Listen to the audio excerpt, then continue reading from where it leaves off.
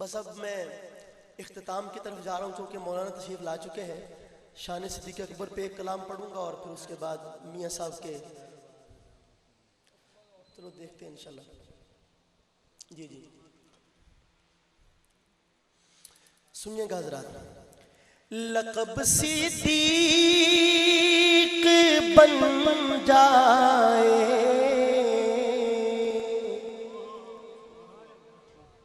کوٹ لو چنگی پلی آندی انہاں تک پہنچ جاندی ہے، تسی اگے روک لیندے ہو. بلند آواز سے کہیں سبحان اللہ. لقب صدیق بن جائے، صداقت ہو تو ایسی ہو. صداقت ہو تو بلند آواز سے، صداقت ہو تو ذرا دائیں بائیں دیکھیں جو خاموش بیٹھا ہو اسے بھی محبت سے ساتھ پڑھوائیں. صداقت ہو تو بلند آواز سے، صداقت ہو تو یہ جو لفظ ہے نا ایسی ہو، یہ آپ نے میرے ساتھ کہنا ہے. اگر آپ کا ایمان آپ کو مجبور کرے تو کوئی خاموش نہ رہے. سنیے گا. لقب صدیق بن جائے، صداقت ہو تو سی ہو. کہیں یہ لقب صدیق بن جائے، صداقت ہو تو ایسی ہو. مزارو غار کے ساتھی رفاقت ہو ایسی. اور میرے سرکار کا روضہ جو جنت سے بھی اعلیٰ ہے،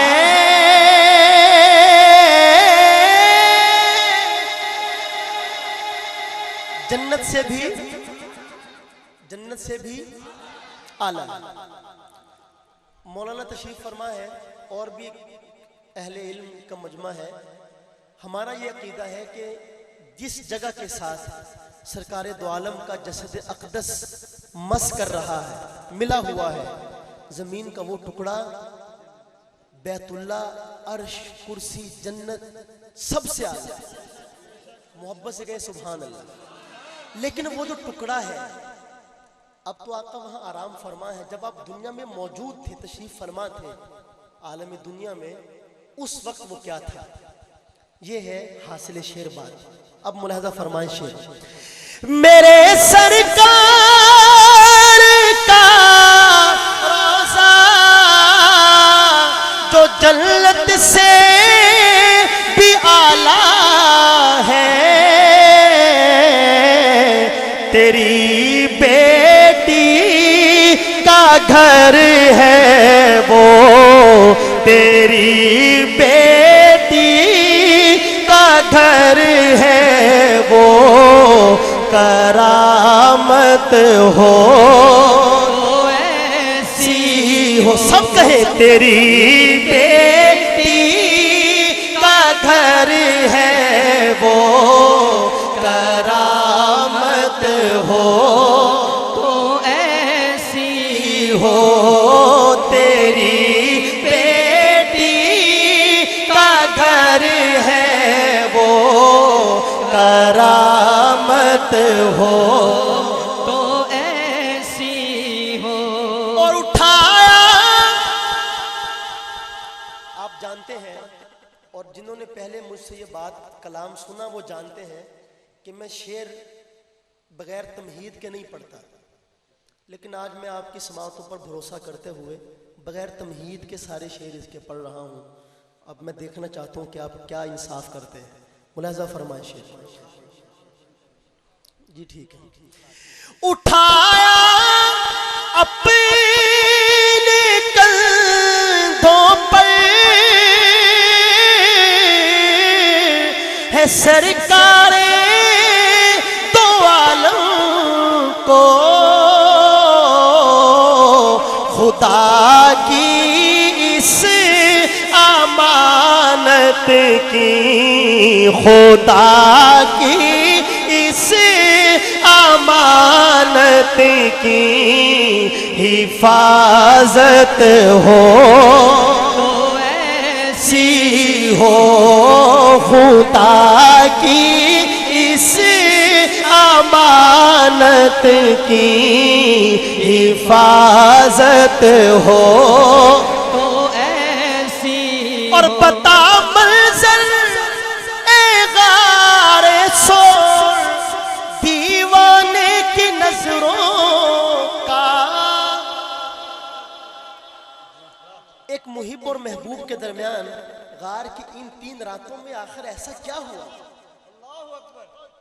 کہ عمر فاروق رضی اللہ تعالیٰ عنہ جن کی نیکیاں آسمان کے ستاروں سے بھی زیادہ، وہ فرما رہے ہیں کہ ابوبکر سودا کرو میرے ساتھ، ساری زندگی کی نیکیاں لے لو اور غار کی صرف ایک رات۔ آخر ایسا کیا ہوا تھا؟ اور یہ سوال غار سور سے ہی ہے، کیونکہ اس نے وہ سارا منظر جس کو کہتے ہیں نا لائیو دیکھنا، اور یہ وہ پہاڑ ہے، میں گیا وہاں تو جو بزرگ ہمیں وہاں لے گئے انہوں نے کہا کہ بھیا ہر چیز یہاں بدل گئی، لیکن یہ پہاڑ وہی ہے جنہوں نے سرکار دو عالم کو آتے جاتے دیکھا ہے، اور صرف دیکھا نہیں بلکہ دیکھ کر سلام بھی کیا، یہ وہی پہاڑ ہے۔ اور پہاڑوں کے اندر ان پہاڑوں کا درجہ صحابیت کا ہے کہ انہوں نے سرکار دو عالم، پہاڑ احد کے پہاڑ کے بارے میں آقا نے فرمایا یہ پہاڑ ہے، یہ ہم سے محبت کرتا ہے، ہم اس سے محبت کرتے ہیں۔ بلکہ پہاڑ تو بے جان چیز ہے، لیکن آپ نے فرما دیا کہ ان چیزوں کے اندر بھی اللہ تعالیٰ نے یہ محبت کا جذبہ رکھا ہے، یہ اپنے اللہ کے نبی کو سلام کرتی تھی، محبت کرتی تھی۔ اب ایسا کیا ہوا تھا غار کی ان 3 راتوں میں؟ شاعر نے تھوڑا سا پردہ ہٹایا ہے، اور اس پردے کے اندر آپ حضرات دیکھیے کیا ہے، ملاحظہ فرمائش ہے۔ بتا منظر اے غار سور دیوانے کی نظروں کا، کہ تھا سر ان کا جھولی میں زیارت ہو تو ایسی ہو۔ اب بھی کوئی رہا نا خاموش تو بھلے میری طرف سے اس کو نہ بولے، کبھی بھی نہ بولے، نو ٹینشن۔ اتنا خوبصورت شعر میں نے آپ کے سامنے پڑھا، اور اللہ تعالیٰ ہم سب کو یہ موقع نصیب فرمائے۔ پھر پڑھتا ہوں شعر، اور میرے ساتھ اگر ایمان تازہ ہو تو بلند آواز سے سب نے کہنا ہے، پوری محبت کے ساتھ اور ایمانی جوش اور جذبے کے ساتھ۔ بتا منظر اے غار سور دیوانے کی نظروں کا، کہ تھا سر ان کا جھولی میں زیارت ہو تو ایسی ہو، کہ تھا سر ان کا جھولی میں زیارت ہو تو ایسی ہو۔ شاعر نے کہا زیارت ہو تو ایسی۔ میں نے اس میں چھوٹی سی ترمیم کر ڈالی۔ جب سرکار دو عالم صلی اللہ علیہ وسلم کا سر اقدس حضرت ابوبکر صدیق کی گود میں تھا تو منظر کیا ہوگا؟ جب آدمی زمین پر چوکڑا مار کے بیٹھتا ہے تو جو گود ہوتی ہے اس کی وہ رحل کا منظر پیش کرتی ہے، اور اس میں سرکار دو عالم کا سر تھا، تو گویا کہ یوں تھا کہ ابوبکر کی گود رحل ہے اور اس پر قرآن کھلا ہوا ہے۔ اب وہاں کیا ہوا؟ بتا منظر اے غار سور دیوانے کی نظروں کا، کہ تھا سر ان کا جھولی میں تلاوت ہو تو ایسی ہو، کہ تھا سر ان کا جھولی میں تلاوت ہو تو ایسی اور تیری پاکیزہ بیٹی پر غلط تہمت لگی جس دم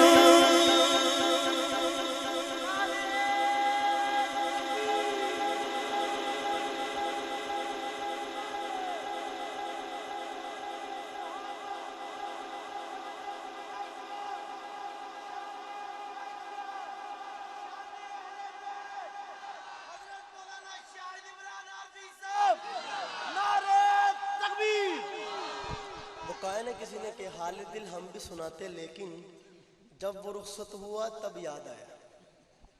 اب میں آخری کلام پڑھ رہا ہوں اور ہمارے شیخ صاحب کو نعرے یاد آئے. بہرحال آ تو گئے دیر آیت درست آیت. اللہ تعالیٰ شیخ صاحب کے ذوق میں اضافہ فرمائے.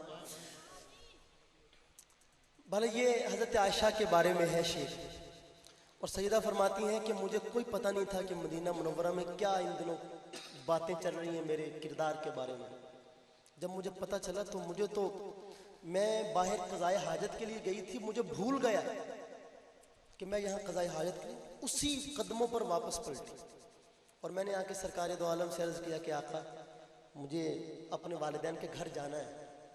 تو آپ نے بھی اجازت دی کہ ٹھیک ہے جاؤ.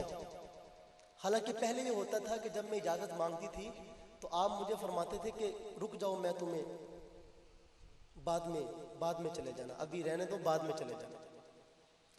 جب آقا نے مجھے یہ کہا کہ چلے جاؤ تو میرا تو دل کٹ گیا, اور میں چلے گئی اپنے والدین کے گھر. وہاں بھی والد کی نظریں بھی بدلی ہوئیں, والدہ بھی مجھے کن نظروں سے دیکھتی ہے. کہتے ہیں کہ آقا نے مجھے پوچھا, سب بیٹھے ہیں, والدہ بھی بیٹھی ہے, والد بھی بیٹھے ہیں, سرکار دو عالم بھی تشریف فرما ہوئے, کہ ایسی بات ہے تو بتا دو. تو تاجہ فرماتے ہیں کہ مجھے اتنا غم تھا کہ میں حضرت یوسف علیہ السلام کے باپ کا نام ہی بھول گئی, اور میں نے کہا کہ میرے لیے تو اب وہی ہے جو یوسف کے باپ نے کہا تھا. نام یاد نہیں رہا کہ فصبر جمیل واللہ المستعان علی ما تصفون. اور کہتے ہیں میرے ذہن میں یہ تھا کہ اللہ تعالیٰ اپنے نبی کو خواب دکھا دیں گے, میری برات ہو جائے گی, جان چھوٹ جائے گی. لیکن اللہ نے تو پورے 2 رکوع نازل کر دیا عائشہ کی برات پر. تو یہ تو میرے وہم و گمان میں بھی نہیں تھا. یہ خود روایت ہے پوری لمبی احادیث کی کتابوں میں. تو کیا شاعر نے خوبصورت نقشہ کھینچا, ملاحظہ فرمائش ہے جی. تیری پاکیزہ بیٹی پر غلط تہمت لگی جس دم, خدا نے خود صفائی دی, خدا نے خود صفائی دی. برات ہو تو ایسی ہو, خدا نے خود صفائی دی. برات ہو تو ایسی سب کہے خدا نے خود صفائی دی. برات ہو تو ایسی ہو, اور رسول اللہ تیرے گھر میں دولہا بن کے آئے تھے.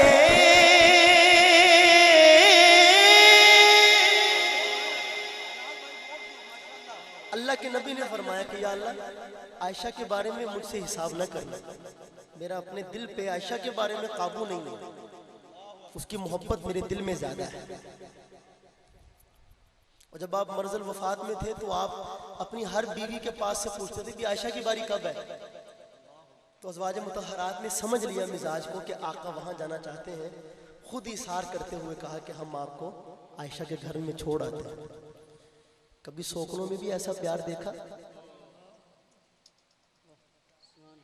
یہ بھی آقا کی تربیت کا نتیجہ ہے. बहरहाल मुलाहजा फरमाए आखिरी शेर, रसूलुल्लाह तेरे घर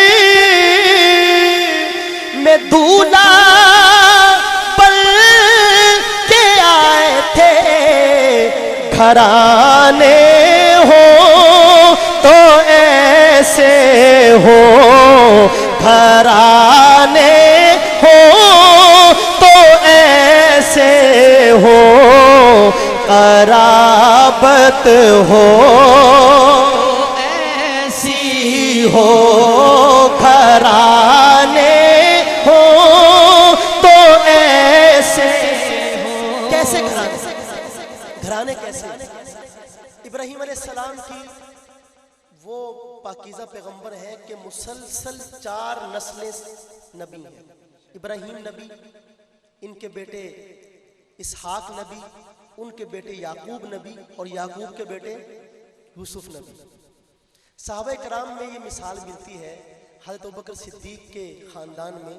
हज़रत अबू बकर सिद्दीक़ के वालिद इब्न अबू कुहाफ़ा वो नबी, वो सहाबी, हज़रत अबू बकर सिद्दीक़ भी सहाबी, इनके बेटी हज़रत अस्मा वो भी सहाबी और उनके बेटे अब्दुल्लाह इब्न ज़ुबैर वो भी सहाबी, अब्दुर्रहमान बिन अबी बकर वो भी सहाबी और उनके बेटे वो भी सहाबी।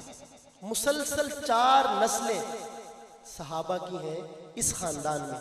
इसलिए शायर ने कहा, घराने हो तो ऐसे हो, कराबत हो तो ऐसी हो, कहीं ये घराने हो तो ऐसे हो, कराबत हो।